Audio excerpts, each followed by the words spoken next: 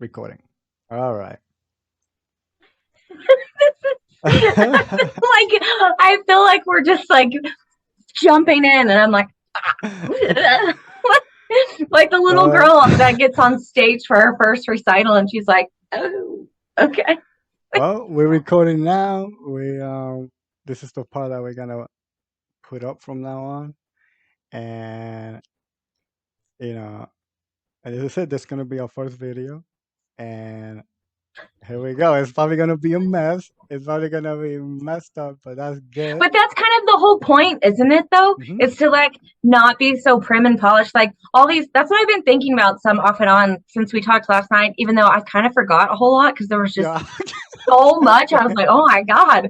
But like how we were kind of talking, how these people teach you these things and they're so prim and proper and like all put together and they just make it seem like life is so easy. I know. And like I get that, I get it, it makes sense, but I just remember watching a whole lot of them at one point and being so frustrated. Like I told you, I left Aaron Abke that really mean message, and I was like, you don't Yeah. even know what suffering is. Because when you're in that place, you want to relate to someone else that's there, not someone that's like, well, all you got to do is just be in the moment. And you're like, what? Yeah. Like, oh, And exactly, and that's you know, I think that's how you learn. You start making mistakes, and you see what happened in the first couple of videos, and you take it from there. If you overthink it, that's when you get stressed out, and or nothing anything works in out. life. If you Yeah. overthink anything, you try to plan it. And then I feel like, I don't believe that the universe tests us. Like, I just don't, that doesn't align with me, make sense. But I feel like it will kind of like Kyle has talked about, make things bigger, or maybe somebody, I've heard a lot of people talk about it. It will just make things kind of like bigger to get your attention. So like Yeah. if you're trying to plan every little thing, then like so many little things will go wrong. To me, that I don't feel like it's a test. It's just trying to get your attention. Like, hey, Hmm. you can't, like, you got to chill out. Like if you would trust me and just relax and go with the flow, this stuff would work out. But you're over here trying to write down every little tiny thing. And so, Yeah, because I believe that the ego is doing that. It's trying to trick you and trying to tell you, hey, you need to get it done right. You have to be perfect. If or it's not everyone's going to perfect, hate you. or everybody's gonna hate you, and nobody's It's going gonna to like you. bomb. You're only gonna, nobody. Yeah, it's gonna be a piece of shit if you don't get it perfect. If you're not perfect, it's gonna be a piece of shit. And then you go see some guy that's doing really successful on Facebook, on YouTube or something, and he got a ton of subscribers and stuff like that, but he still haven't figured things out. And you're like, "Huh? I just got all these professional cameras. I got all this stuff, and I'm trying to figure things out. And this guy just got a cell phone, and he just stuck in there, and he's Yeah, doing because his he's in life. the flow. Yeah, He 'cause- just, oh, and that's exactly.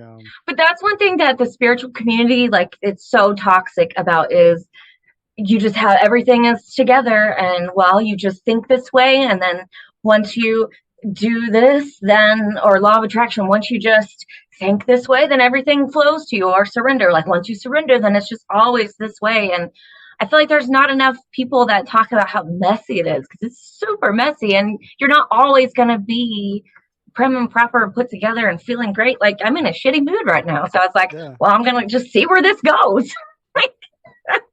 Uh, and that is the whole purpose of this channel. That's why we started this thing up, is to show people that the good parts of it, the bad parts of it, and the ugly parts of it. It's just not gonna be all sunshine and rainbows.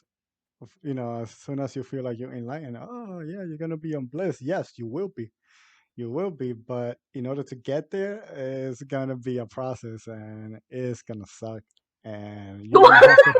You're Don't gonna have scare to. people. No, but you gotta face it. You gotta.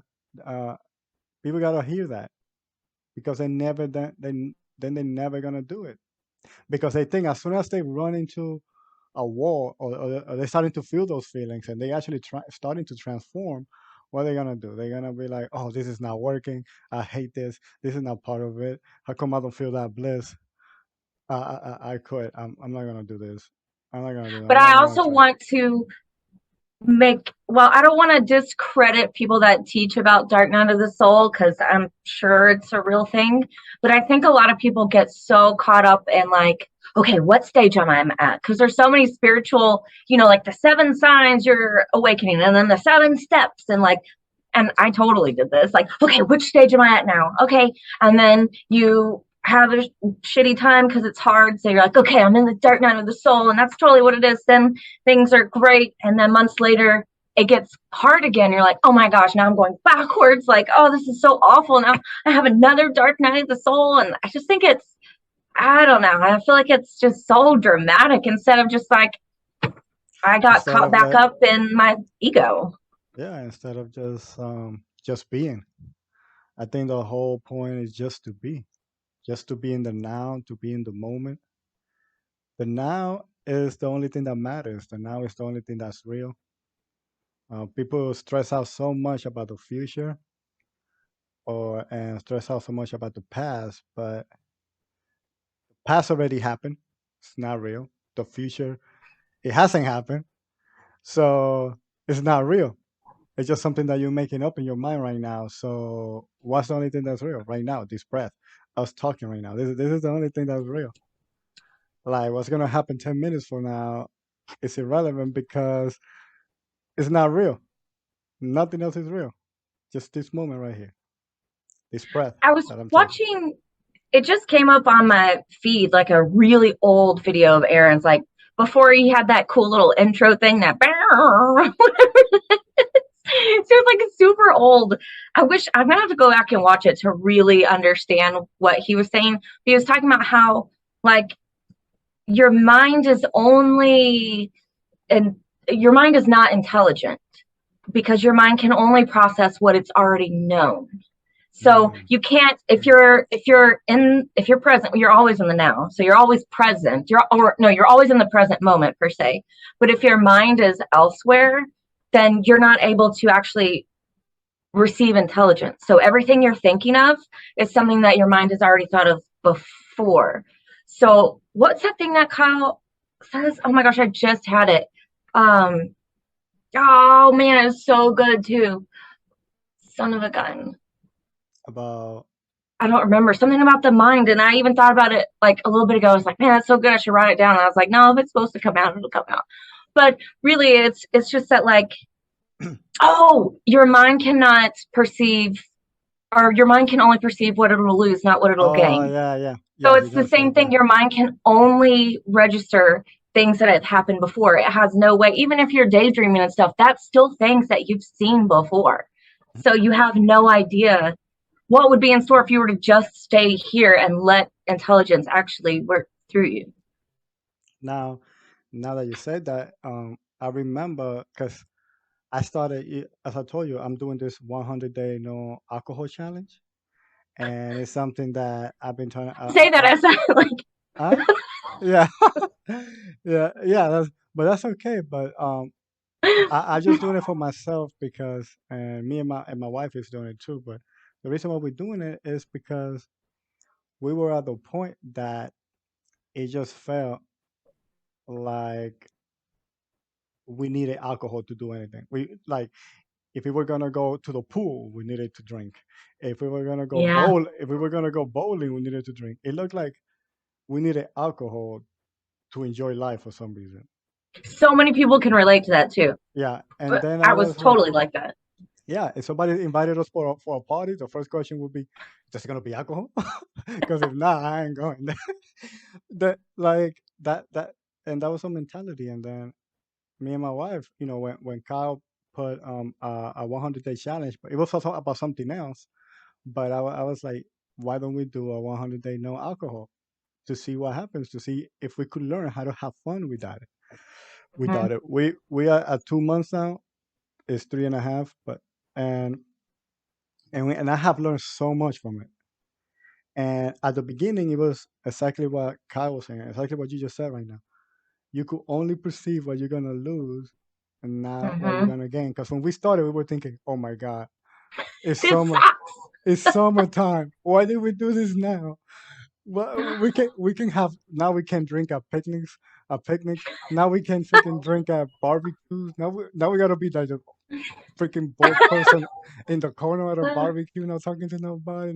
Now we can go to the pool and have fun. And I'm like, because I was perceiving what I was gonna lose now when I was gonna gain. And Mm-hmm. today, well, not today, yesterday actually, we actually talked about it right before I started talking to you, and we realized, oh shit, we haven't thought about alcohol in a long time.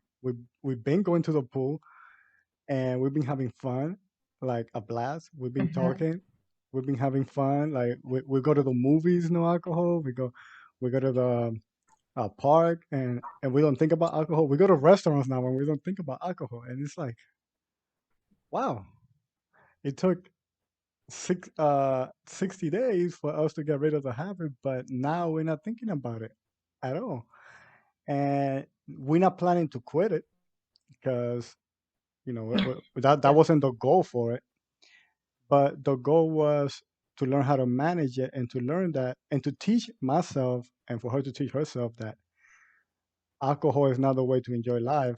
It's just something for you to do in the moment, maybe with some friends or whatever, or by yourself or whatever. It's just something for the moment. It's not what brings you the When it happiness. feels right, as Yeah. opposed to needing it to get Hmm. through. Like, Exactly. That's because the that's word. what I wanted to premise with anybody that happened to watch this. It's not like, I mean, obviously, I'm not no alcohol. I have gone months at a time without it. And Hmm. every time it's like, I'm not trying to quit. I just don't want it. But I don't want anyone to think like it's the spiritual thing where you're not supposed to drink and you're not Yeah. supposed to smoke weed and No. you're not supposed to do this stuff. No. It's all about the mindset. And that's why I brought up like the Netflix and the movies and stuff. If you have self awareness and you know I'm going to sit my ass down with some wine and watch a movie because I want to, and I'd like to escape for an hour and just enjoy this movie, that's totally different than like your ego being on autopilot and you're like, oh my God, I'm so stressed. Like, the only thing, like, I'll just sit here and this will make me feel better. Like, two Yeah. totally different worlds. Hmm. And that's what I'm saying. Like, in my opinion, my personal opinion, I mean, everybody has their own opinion, and I believe everybody's opinion is right in their own way. But in mine is, I don't think alcohol or weed are the problem. I don't think the substance itself is the problem. I think that substance or the chemical, whatever you want to call it, is either one bringing the stuff out in Mm-hmm. you that you've been hiding, and it's sort of now you don't have your logical mind, so now you can't push it. Stop it. Yeah, because you're not thinking about it, and now it's just coming out, and you feel the anger, or it could go the other way, and it's just helping you suppress it and keep it down. So it's one of those things that could be happening to alcohol. That's the problem when it comes to that, and then people get addicted to that, to either suppressing it or they like to whatever the suppression. They get addicted to that to that, and that's the problem. And I think that's the problem. And if you fix the inside, then the alcohol wouldn't matter. You probably wouldn't even want it anymore, maybe. But the whole thing is on the inside. The whole problem is on the inside, not on the outside, not on something. That's the thing that we think that every problem, everything that's going on in our lives, is something external that's causing it, Mm-hmm. and we blame because we don't want to blame ourselves. Oh no, it's not my fault. She did that. Yeah, she did that, or the She alcohol, pissed me off. or the alcohol is it. The Yeah. alcohol, the alcohol That made it. wasn't me. That was the alcohol. Yeah, exactly. The alcohol was the one who got in that car and killed a whole bunch of people. The alcohol was no, it wasn't the alcohol. It was just the things that you had Your inside, patterns. your patterns, the things that you had inside. Because I bet you, if you were in a state of bliss, you probably wouldn't even be drinking. You'd probably be hugging a tree, Wow. hugging a tree. But Because I don't remember if we talked about this last night. or if it was in messages, how like every time I would drink, 95% of the time, whether it was a little or a lot, all of the just deep sadness every time I've acted like super crazy or just suicidal and all these things. It was when I was drinking, but all these things were coming out that I was trying to not deal with. And now that I've been doing this work for 2 months, or I mean, I've always been doing like shadow work, and I've always been self aware, trying to find things. But specifically, since I've joined AEP, and then I went without alcohol for however long that was. And then like, oh yeah, I think it was on messages when I was like, I've drank like 4 times. Well, I Yeah. guess this would be 5 or 6. but I don't get sad. Like I just that stuff because I'm not afraid of it. If anything were to ever come up, I'm totally okay to sit with it. But I just sit with my emotions so much now, and I'm not afraid to let any of them be there. So it hasn't affected me. It's just a night and day difference. I'm not saying it'll never happen again, but I can just see such a drastic difference. And that's yeah, that's because you whatever was coming up before, you probably already let it go. It's no longer there. So it it's not coming up. Whenever now your body's probably looking for it, especially when you drink and your body's like, oh shoot, where is it? You Where is it? know, I was Where is just thinking it? the ego probably knew that was the easiest way to get it out, you know what I'm saying, and let It's it kind of possible. overtake. So now that it knows that I'm not afraid of my emotions, maybe it's trying to find like sneakier ways to, It you know what is. I'm saying, that I'm That's not what it does. looking for. Yo, Aaron, I just saw a video. I went to get a haircut and on the way back. I just saw a video of Aaron saying that what you just said, right? Oh, He really? says, yeah, because he said that, okay, when you go into a spiritual awakening, you get to feel it, you get to experience it for a minute. You get to get there, you release all your stuff and whatever. Hmm. To you get to that state of bliss. And it's like, wow, sometimes it could last 24 hours, sometimes it could last 2 weeks, but then you feel it like, wow, life is crazy. I don't want to do anything. I just want to be outside. I want to be, right? And, but then the ego adapts to that state of bliss, and That makes then sense. Yeah. it's trying to find a way in. So it's trying to be sneaky and trying to find a way to trick you to get you back to what it knows. And that's why we feel like we revert. We're not really reverting. It's just that the ego make you feel like you're reverting to make That you makes so much sense. forget about the whole thing. So you could be like, this shit doesn't work. So then it could put that word in your head. It could tell you, oh man, you see, it doesn't work. It was never supposed to work. Like it's just all in your head, like that. A whole bunch of BS. It doesn't work. The ego wants to prepare you for that first by making you feel like you regressing instead of progress, Hmm. regressing. Makes you feel that way and then puts that stuff in your head. So you could be like, oh yeah, that thing doesn't work. I knew it was I knew it wasn't gonna work for me and stuff like that. And then you quit and then it's like, yeah, we're back. you Yeah, and don't then you can go back to all the stuff that you did before because you're like, well, this doesn't work anyway. It's like I tried. I did that for years with this whole spiritual thing, like hmm trying one thing or another, and then it'd be great, and then I was like, oh my god, I quit. I give up. I can't deal with it. and that's exactly why we're here, like why we're here today, to tell people that you're gonna get to that state of bliss. You're gonna experience it. You're gonna let go of some stuff, you're gonna experience that goodness, but the ego is gonna get you back. It's gonna get you back to the not really. It can put those emotions back, but it's gonna make you feel like you still have them. It's gonna make you feel like you're going backwards, and then it's gonna start putting thoughts in your head to validate those things, and then to make you quit. I would even offer maybe like when we release something, it's typically from like I mean I could be way wrong. It could be from a certain time. So like the time that me and Billy Bob over here broke up, that day, then because it was so heavy that release. But like a Billy month Bob. before that, me and Billy Bob got into this That horrible was his fight name. where he, huh? That was his name. No, no, no, no. No, that was the first thing that came to my head. I know. I'm just messing with it. Oh, but I'm like, well, it probably is still holding on to that fight that Billy Bob called me an ugly skank. You know what I'm saying? So, well, I no, I'm just making it up. Man, Bali Bob. I'm just saying, so I don't like, like him. I don't like him already. Jesus, whoever he Billy is, I Bob is don't like him. out.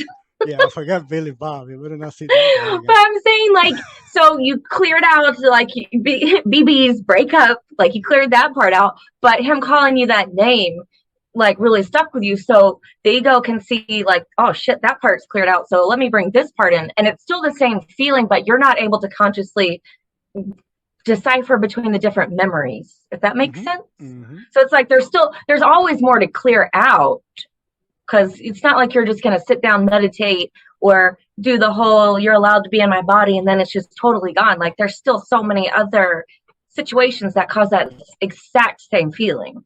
Hmm. But I could be, I mean, some people say that's, No, I mean, no. I mean, if that emotion got trapped of you, there's um, the emotion is what gets trapped in you, right? So there's many different things that could cause the same emotion, not just one specific event.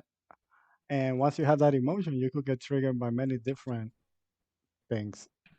It may not or be that, couldn't the memories be trapped in your ego yeah, too? Like if, yeah, memories too, like memories that bring up those emotions.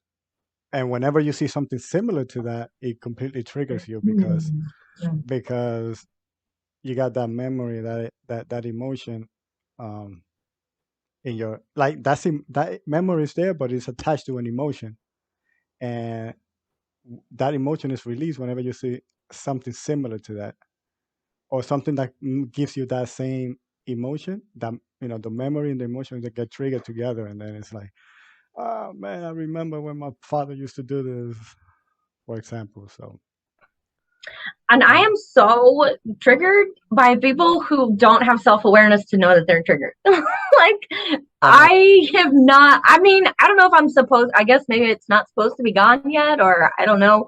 But I'm just like, how do you not see that you're literally doing what you're accusing me of? Like, oh, it really bugs me. But that's the cool thing about becoming spiritual, different than a spiritual awakening, because, like, doing yoga and meditations, like that's just doing spiritual practices. But like Aaron teaches, a true spiritual awakening is once you wake up to the fact that I'm not my mind. So it's, like there's a big difference. So just doing a lot of people are like, well, when I when I have my spiritual awakening, they think that's when they started balancing their chakras and things like that, which is all great and it has a purpose. You know what I'm saying? But now I forgot what my point was. that's I it. hate when I do that. I hate when I do that. It happens to me It, all the it's something about triggers, but yeah.